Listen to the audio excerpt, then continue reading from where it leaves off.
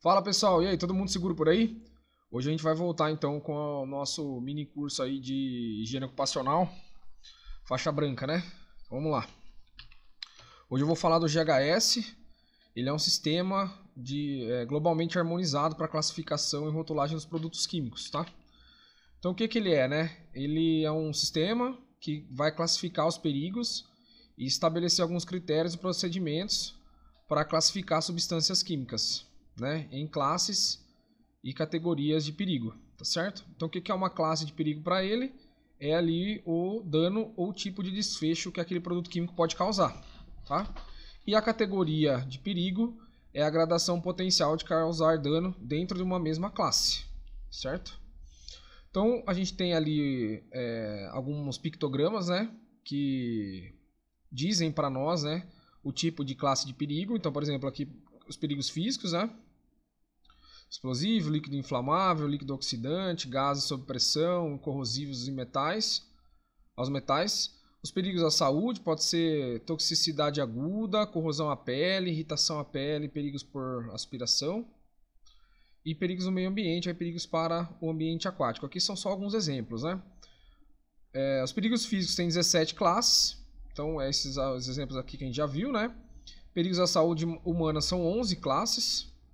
Os perigos ao meio ambiente são 3 classes, né? Então, por exemplo, para a camada de ozônio, corpos d'água, como é esse exemplo aqui. E a categoria é igual à gradação potencial de causar dano dentro de uma mesma classe. Então, a gente tem lá, por exemplo, perigos físicos, né? Exemplos aqui: gases inflamáveis, explosivos, gás sob pressão.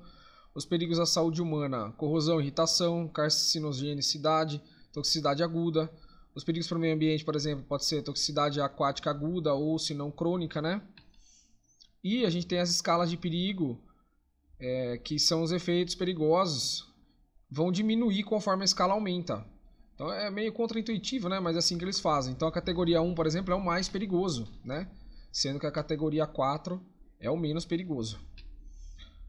Dentro da FISPIC, né, ou da FDS, a gente vai ter lá no item 2 a identificação dos perigos. Então a gente tem, por exemplo, aqui a categoria, né, de cada um, certo? Então a categoria 3, aqui toxicidade aguda categoria 4. Então vocês veem que é um produto que não causa tanto risco, né? Inclusive para um risco dérmico, uma categoria 5 que nem tem no exemplo ali, mas a categoria 5 são de produtos que assim, não, são danos improváveis à saúde, né? Então realmente não tem nenhum perigo, tá? Então quando a gente, aqui já fica uma boa identificação se esse perigo traz algum problema ali, como no caso, por exemplo, corrosivo pela pele, a categoria 1B, né? Lesões oculares graves, categoria 1. Então se a gente já tivesse que pensar em algum equipamento de proteção individual, teria que ser aqui, né, alguma coisa que proteção contra a pele, né? Na pele, né? E aqui lesões oculares, um óculos de ampla visão, por exemplo, para que protegesse o olho, né? E perigos ao ambiente aquático, uma categoria 2. Então, até mesmo antes de tratar qualquer risco oral, por exemplo, por inalação, a gente teria que dar uma olhada aqui nesse sentido aqui para fazer uma proteção de risco químico, né? E aqui tá os pictogramas que eu já coloquei e as palavras de advertência. As palavras de advertência, elas vão ser divididas em duas situações aqui. Então nós temos frases de perigo, são as frases H, né? Então elas vão descrever perigos de um produto químico. Também são conhecidas como frases H, vem do hazard em inglês, né?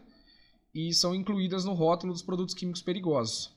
E as frases de precaução descrevem as medidas de prevenção e resposta à emergência e são incluídas no rótulo de produtos químicos perigosos.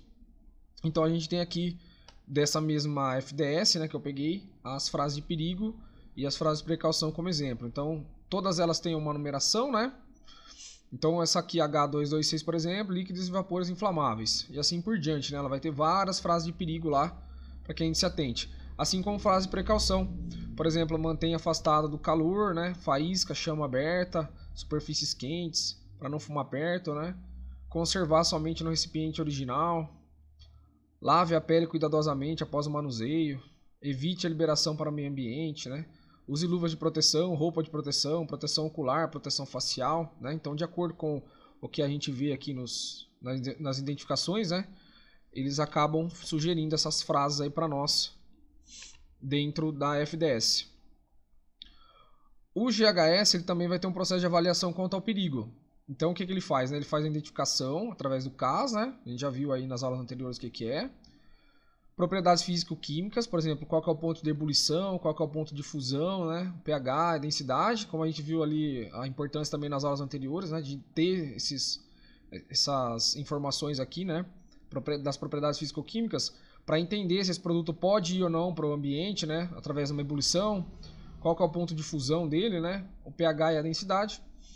Alguns estudos toxicológicos que eles fazem, né? Então a dose letal é esse DL50, né?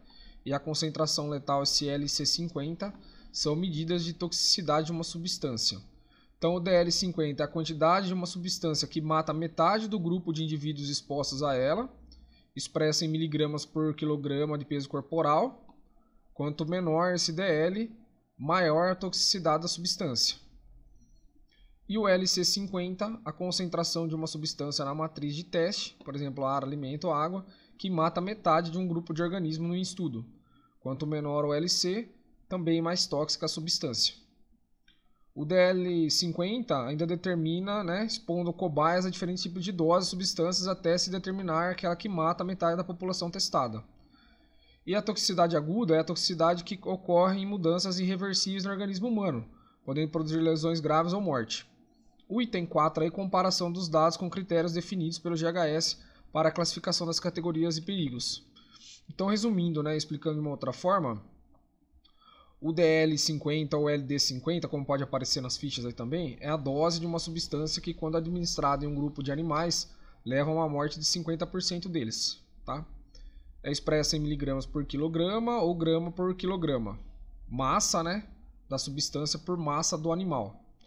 É frequentemente utilizada para avaliar a toxicidade aguda da substância.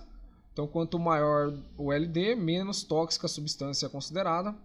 E as duas formas, né, que vêm escritas aí são medidas de dose de uma substância que causa a morte de 50% dos indivíduos. O CL50 é a concentração de uma substância no ar ou na água, ou no alimento, né, que leva à morte de 50% dos indivíduos expostos. É usada para avaliar a toxicidade das substâncias que são administradas por inalação ou exposição. É medida em ppm ou miligrama por litro. E o CL50 é a medida de concentração que uma substância causa a morte de mais de 50% dos indivíduos, né? Então esses valores são importantes para avaliar a toxicidade da substância e determinar o nível de risco associado à sua exposição. Então a gente também tem lá na FDS essas informações, né? Então avaliação toxicológica, então solventes podem desengordurar a pele nesse caso, né? E os resultados dos testes aqui. Uma dose letal, né? 883 miligramas matou aí 50% dos ratos testados, né? A toxicidade aguda por inalação, eles fizeram uma exposição, né, de 1,8 miligramas por litro e a duração da exposição de 4 horas. Uma atmosfera de teste foi pó névoa. Esse também levou à morte dos indivíduos de 50%, né? E a toxicidade aguda dérmica, DL50, foi essa aqui, né, para a exposição dérmica, tá? Então aqui quando foi ingerido, aqui quando inalado e aqui quando exposto à pele. Beleza, vamos passar para os principais perigos. Então o que acontece, né? Quais os riscos, né, em contato com peças feitas de resina? Então todo mundo, né, tem lá um santinho ou alguma peça feita de resina aí, né? Aqui na minha cidade se fabrica muita peça de resina. Então quando você tem a peça pronta já assim, ó, como a gente tem aqui na minha cidade, você não vai ter problema nenhum, né? Você tem lá que é uma resina em solução inflamável, certo? O nome do produto, o código interno de identificação, o nome comercial, mas depois que ela está vulcanizada dessa forma, não vai ter nenhum problema, né? Só que essas peças vêm desse material aqui, certo? Então aqui eu trouxe algumas informações, né, da ficha, né? Então são aquelas mesmas informações que a gente viu nos slides anteriores aí e algumas outras frases que estavam na ficha. Então alguns pictogramas que estavam lá também. Então através dessas informações a gente já começa a ter uma ideia, né, mais ou menos do que causa e quais são os perigos que aquele, por exemplo, monômero de estireno aqui pode trazer, tá? Então, toxicidade aguda oral categoria 5, né? Então não traz muitos perigos. A inalação dos vapores é a categoria 4. Quanto a corrosão e irritação já é a categoria 2, então bem mais perigoso, né, do que com relação à inalação. Lesões oculares graves pode causar bastante, né, lesão bastante grave. Aí vai ter mutagenicidade, categoria 2, carcinogenicidade também categoria 2. Tóxico à reprodução é bem tóxico, né? Assim como perigos por aspiração, categoria 1, certo? Então pode causar incêndio também, que é um material inflamável, né, como está aqui no pictograma. E as frases de perigo podem ser nocivos se ingerido, líquidos e vapores inflamáveis, causa irritação à pele, causa irritação ocular séria. E as de prevenção é obter instruções específicas antes da utilização, não manusear o produto antes de ter sido compreendido, né? Manter afastado de calor e manter o recipiente hermeticamente fechado. Então, assim, doenças, né? De acordo com os produtos que compõem a mistura, a gente pode ter alguns tipos de doenças associadas a tais substâncias. Então, onde que a gente vê isso aqui, né? O Ministério da Saúde tem uma lista com os agentes e fatores, né, de risco aí, com respectiva a doenças relacionadas ao trabalho.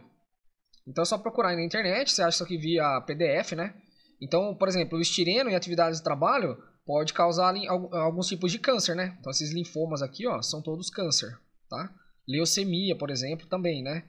Bronquite não especificada como aguda. Então, todas essas doenças aqui estão associadas ao estireno. A próxima aula vai ser com relação à FDS, né?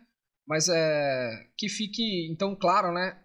Os riscos que isso aqui não traz, né? Quando é em contato com o material ainda sem estar solidificado ali, ela vai trazer esses diversos riscos aqui, tá certo?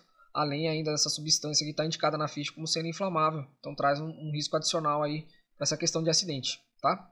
Então é muito importante dar uma olhadinha sempre nessas informações aqui, para que a gente consiga identificar, né, e tratar o mais rápido possível e da melhor forma possível essas questões aí de exposição, tá? Aqui, por exemplo, pode ter acidentes, né? Se esses produtos químicos estiverem lá na NR15, né, podem perceber adicional de insalubridade ou adicional de periculosidade, nesse caso aqui, dependendo da quantidade inflamável que tiver dentro do local. E também a questão da aposentadoria especial, né? Que essas pessoas elas podem perceber se caso elas estiverem expostas aqui sem uma medida de controle eficaz, né? Então a gente precisa avaliar a medida de controle de acordo com a quantidade aí de concentração e da exposição. Beleza? Então no próximo vídeo aí a gente vai verificar quais são os itens que compõem essa ficha tão importante para nós dentro dessas avaliações. Beleza? Valeu, pessoal. Obrigado e até a próxima.